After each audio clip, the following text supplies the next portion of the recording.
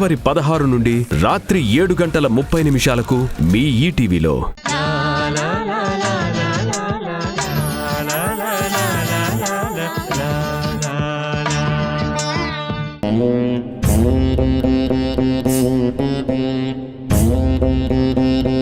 జాగ్రత్త. లోకాల నేలగలవు, శోకాలు బాపగలవు, నిన్ను కొలిచే ప్రతి జీవిలో కొలువుండగలవు. వేషాలు మార్చగలవు, మోసాలు చెయ్యగలవు, అభము శుభము ఎరుగనోళ్ళ బలి కోరతావు. ఎందుకు చూపిస్తావో నీలీలలో, ఎందెందు చూస్తున్నా నీ గాథలో. నాటకం నాటకం నీ నాటకం. పరమేశ్వరా, ఏమిటి నీ నాటకం? జగన్నాటక సూత్రధారివి, ఈ నాటకాన్ని ఎలా నడిపించబోతున్నావు? ఒకే తల్లి రక్తాన్ని పంచుకుని పుట్టిన ఇద్దరిని విడదీశావు. మళ్ళీ ఎప్పుడు ఎలా ఎలా కలుపుతావు? తల్లికి దూరమైన ఆ పిల్లని తన ఇంటికి ఎలా చేరుస్తావు? ఆ అక్కని ఆ చెల్లెల్ని ఎలా దగ్గరకు చేరుస్తావు? జరగబోయే ఈ నాటకానికి కర్తవి నువ్వు. విడిపోతున్న ఆ బంధాన్ని మళ్ళా ఎప్పుడు ఎలా కలుపుతావో నువ్వే నిర్ణయించుకో. ఓం నమః శివాయ, ఓం నమః శివాయ, ఓం నమః శివాయ.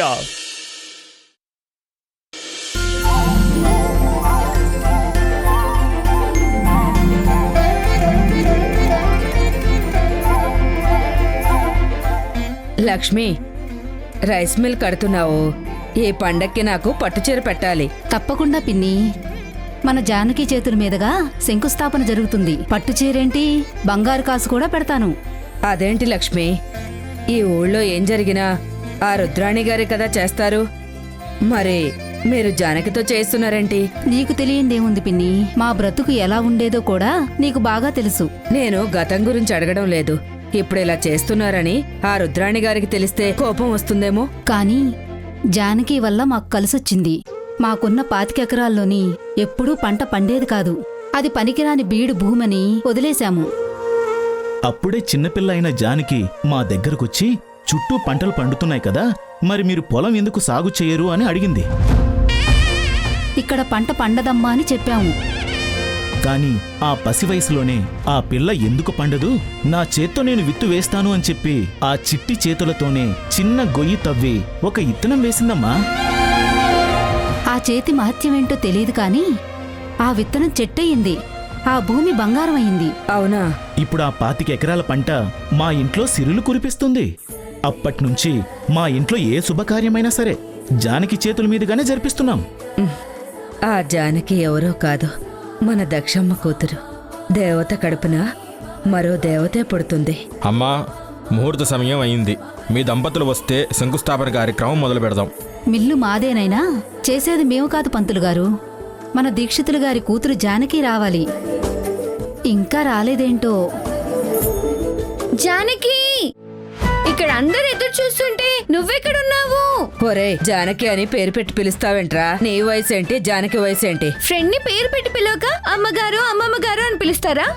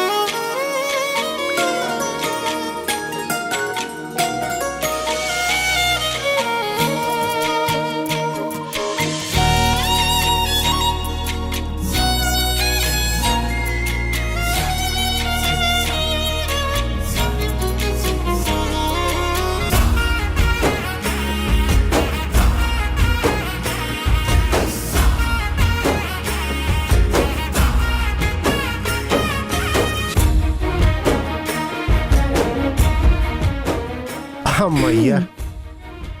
ఎందుకు నాన్న నా చిన్నప్పటి నుంచి నువ్వు అమ్మ ఫోటోకి దండ వేయాలని ప్రయత్నిస్తూనే ఇలా పడిపోతూ ఉండటం, నేనేమో నిన్నిలా పట్టుకోవడం, ఆ తర్వాత ఈ ఫోటోకి నేను దండ వేయటం, ఇదంతా మామూలే కదా?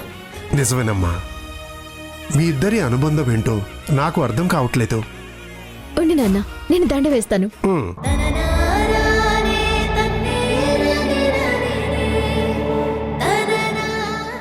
ఈ తల్లికి దండ వేయాలనుకున్న ప్రతిసారి ఆ దండ పడిపోతుంది. ఆ తర్వాత నువ్వే వేస్తున్నావు. నువ్వు కన్ను తెరవక ముందే ఆ తల్లి కాలం చేసింది. మరి ఈ అనుబంధాన్ని వింత అనుకోవాలో ఆ దేవుడి లీలే అనుకోవాలో అర్థం కావట్లేదు.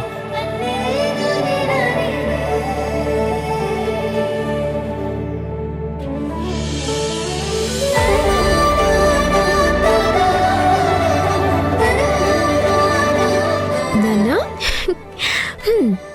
చూసావా నాన్నా, నేను వేస్తే ఈ దండ ఎలా ఆగిందో? అమ్మకి నేనంటేనే ఇష్టం. నిజమేనమ్మా. కొన్ని బంధాలు ఎందుకు ఏర్పడతాయో ఎవరికీ తెలియదు. నా శాంత నిన్ను కంటికి రెప్పలా పెంచుకుంది, కానీ మధ్యలోనే కాలం చేసి వెళ్ళిపోయింది. నేను దురదృష్టవంతురాల్ని నాన్న. మా అమ్మ నాకు దూరమైంది. అందరూ ఈ అమ్మ గురించి ఎంతో గొప్పగా చెప్తారు. ఈ అమ్మ కూడా నేను చూడకుండానే చనిపోయింది. భగవంతుడికి మంచివాళ్లంటే ఇష్టం. అందుకే త్వరగా తన దగ్గరికి తీసుకువెళ్ళిపోతాడు. దక్షమ్మ ఉన్నా లేకపోయినా ఆ తల్లి దయ ఎప్పుడు ఈ 32 గ్రామాల మీద ఉంటుంది. ఈరోజు ఈ ఊర్లన్నీ ప్రశాంతంగా ఉన్నాయి అంటే ఆ తల్లి దయే.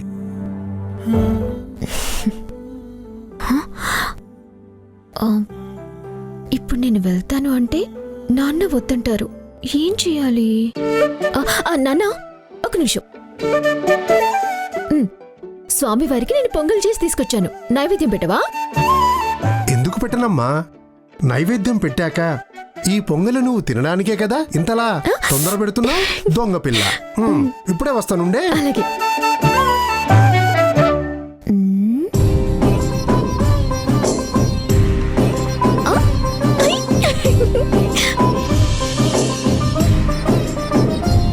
జానకి, అమ్మా జానకి, జానకి.